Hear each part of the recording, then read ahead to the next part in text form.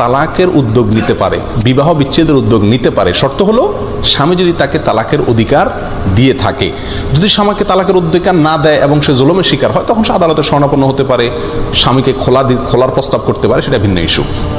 এই যে তালাকের তহবিজ বা স্বামী যদি তালাকের অধিকার দেয় তখন স্ত্রী তালাক প্রয়োগ করতে পারে, এখানে দুটি পয়েন্ট খুবই গুরুত্বপূর্ণ। নাম্বার এক, অনেক মহিলারা করে কি, স্বামীকে তালাক দেয়। শত শত তালাকের ঘটনা এরকম ঘটে যে আমাকে যেহেতু স্বামী তালাকের অধিকার দিছে বা কাবিননামায় লেখা আছে, স্বামী সেখানে সিগনেচার করেছেন, অতএব আমি অধিকার পেয়ে গেছি, সেহেতু আমি স্বামীকে তালাক দিলাম। কিয়ামত পর্যন্ত যদি স্ত্রী স্বামীকে তালাক দেয় তাহলে কি হবে না? তালাক হবে না, কারণ তালাক পতিত হওয়ার পাত্র স্বামী নন, তালাক পতিত হওয়ার পাত্র হলেন স্ত্রী। অতএব স্ত্রী যদি বলেন আমি তালাক গ্রহণ করলাম, তখন তালাক পতিত হবে।